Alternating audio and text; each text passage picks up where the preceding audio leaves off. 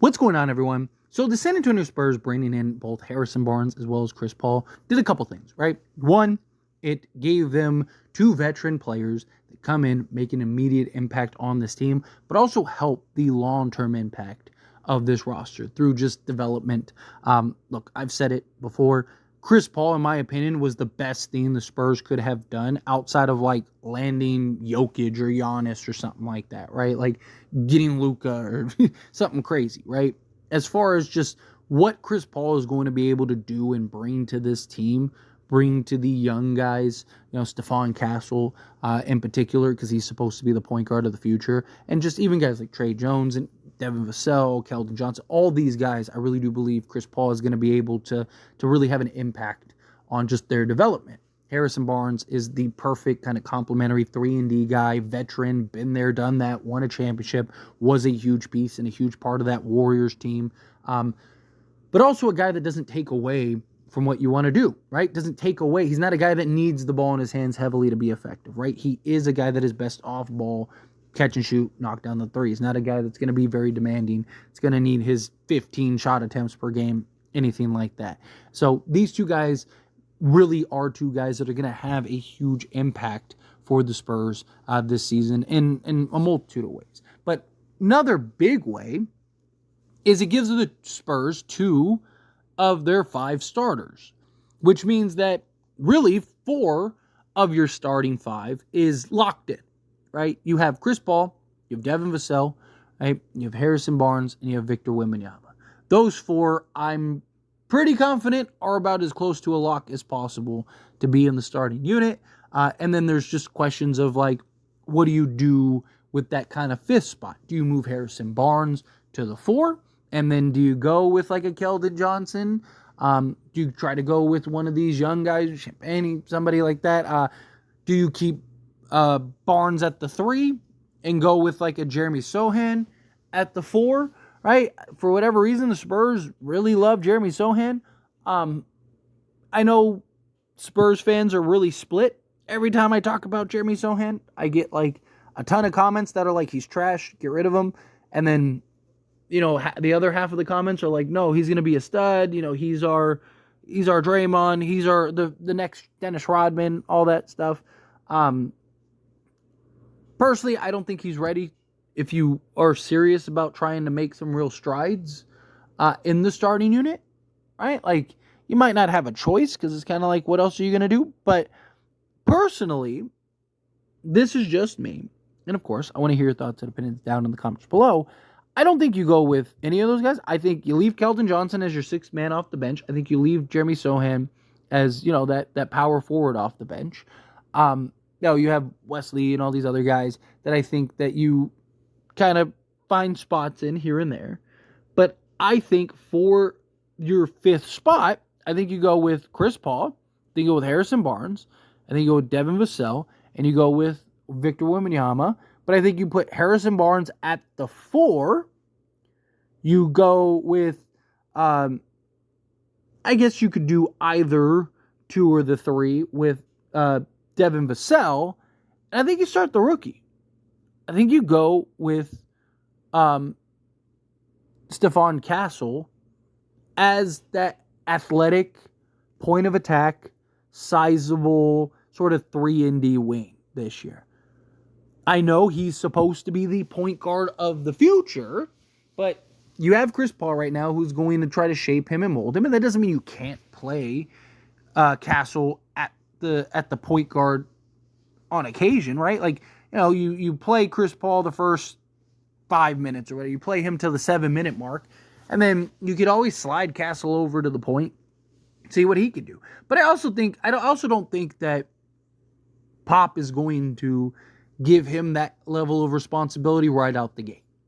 I think that Pop is just going to let him go out there and just play, which I think is actually what's best for him next season.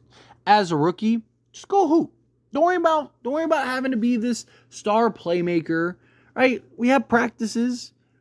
We have practices for you and Chris Paul to work on stuff, and Chris Paul's going to help you and guide you and do all that stuff. But right now, just go out there, at least for the first half of the season, whatever. Just go play basketball. Get your feet wet, get your legs under you, Right? Don't overthink it. Don't overdo it. Play your game. Be unselfish. Be that Swiss Army knife. Because, that's what he was even in UConn, right? Like, he's this Swiss Army knife type player. He's that guy that, hey, you need me to just rebound? I'll just rebound. You need me to score 20? I'll go score 20. You need me to defend? I'll defend. Whatever you need me to do, that's what I'll do. And you saw him do that in college, right? Like, you saw him have games where he's getting you 7 points, but he's got 10 rebounds and 3 steals and whatever, right? Like, because he doesn't care. He can do whatever you need him to. And so to me, I would just kind of, because you look at it, right? Like, you need to have balance. You have Chris Paul.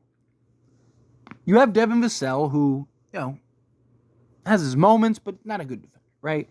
Again, Devin Vassell has his moments where he looks like he could be competent, but he also has moments where it's just like, oh man, this guy, you need to get him, you need to figure something out on the defense side. But I look at it and go, okay, well, you could, because also Stephon Castle being 6'6" really does help a lot, right? Like, him being 6'6", you can slide him essentially 1 through 3, right? So that's why I said you could either go with Castle at the 3 or go Vassell at the 3, like keep Vassell at the 2 and go with Castle at the 3, or at least on defense, right? Maybe Castle's the 2 on defense to provide that point of attack. But you just think of Chris Paul. Chris Paul still, he'll try on the defense side, but dude's old, right? Like, he's not locking folks down on the defensive end anymore. This isn't prime Chris Paul that we got here, right? So you think to have him kind of mask up, as well as you got Devin Vassell, who he hasn't been great defensively the last 2 years. He had like a 118 defensive rating last year and then like a 120 the year before. It's terrible. Terrible. His like average on his career is like 115, which is good. But yeah, as far as I think last year was like 116 was league average. So he's slightly for his career, but last 2 years he's just been awful defensively. He's also started to come more into his own offensively. So your hope is that Devin Vassell takes strides offensively next season.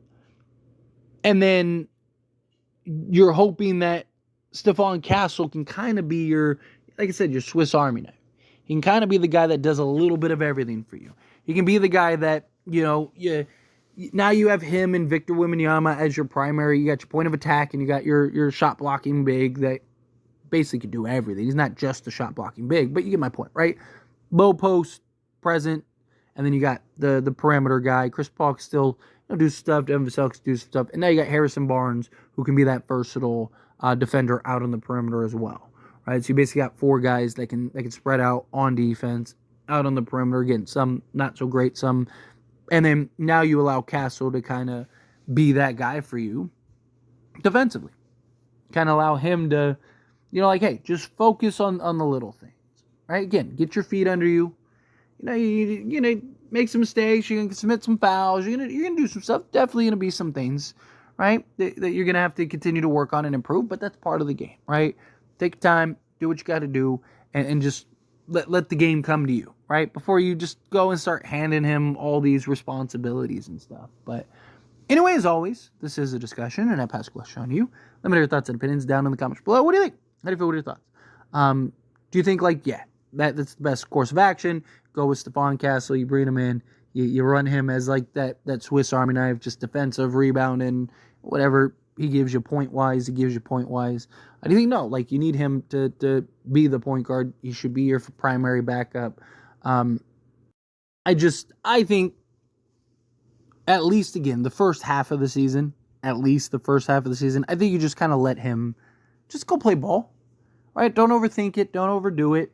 And you saw Pop do that with Wemby last year, right? You saw Pop, he's playing like 19 minutes some of these games, and you're like, why is Wemby playing, under 30 minutes, right? Like, Pop was just trying to let Wemby get his legs under him, trying to let Wemby get a feel for the game without just overdoing it, kind of trying to protect him in a lot of ways. And then you saw his responsibilities and production start to pick up more and more and more as the season progressed, to where then he's playing, 35 minutes a game and hitting huge shots and playing in the overtimes and all this stuff, right? I think you do the same thing with Castle.